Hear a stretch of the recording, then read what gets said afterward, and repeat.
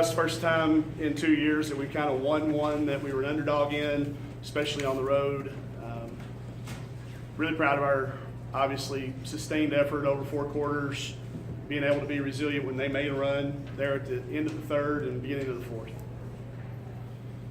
Any questions? Yeah. Steve? Just what did you tell them during that timeout after Tennessee had realized to take the lead early in the fourth? Just that we needed to go back to rebounding it. You know, I felt like Westbrook had gotten really, really aggressive. Let's make her try to pass it a little bit. Don't let her try to get into the interior of our zone. And then we had a little lull in rebounding. So trying to stay after, just trying to keep them positive and still keep playing fast. I thought our playing fast in the first half had gotten to their legs, and we needed to take advantage of it by keeping doing that. That's why we didn't take the timeout with 10 seconds left. Malika Monk going in transition, the length of the floor is a lot harder to guard than if you throw it in on the side. And we had a little better flow. So just talked to them, tried to calm them down. We do a lot of game reset in the timeouts. We got a timeout left, we got a foul to give. There's not usually a lot of strategy because we've done all that in practice. Anything else for Coach? Mike, I think they had a couple of fouls, at least one foul to give Tennessee. Did you expect them to foul in that situation? I'm afraid if we would have called the timeout, they would have. I don't know. It's really hard to communicate that sometimes, and especially when you're sitting there in the Venus shooting the free throw, and you don't want to upset them by start talking about what to do on defense. You want her to focus on making the shot. So we wanted to go fast. We were going to call a timeout if we didn't like what we got, but I saw Mal going at the basket, and that's about as good a shot we could have got. I think they would have fouled us had we called the timeout and advanced it, and that's always risky. So, Coach, how do you try to capitalize over Tennessee's four straight losses? I mean, do you felt the game being nervous? How do you capitalize on that? sure, we talked about it. You know, we knew it was going to be there, but for it to have any effect, we had to play well.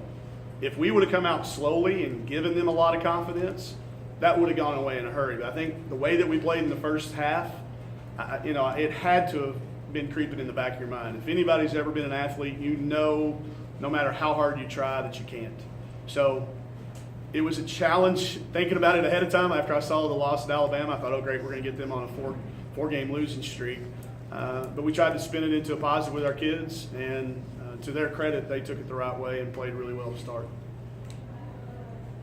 Mike, in looking at film of Tennessee, do you see differences in them now, maybe from earlier games? Is the streak wearing on them, you think? I don't watch as much film anymore. Y'all could talk to Coach Todd Schaefer. He watches film like a madman. He could probably tell you that. I can tell you this.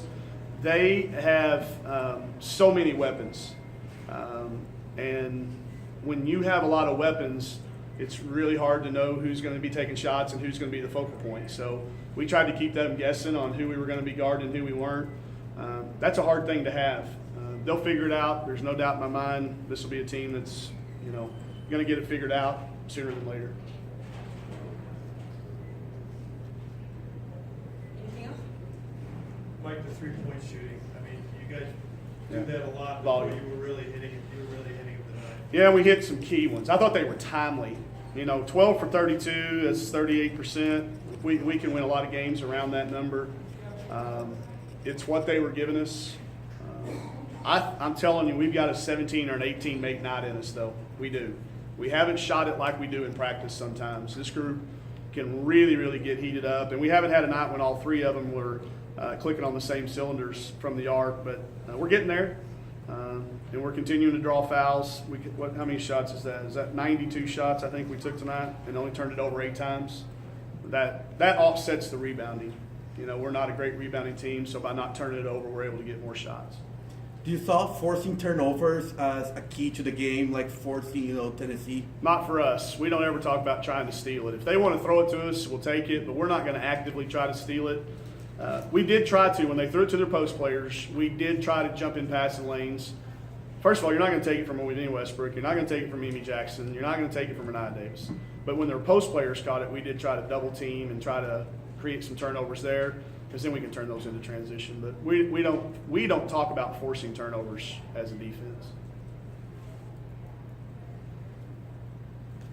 Thank you. All right, thanks, y'all. Thank you.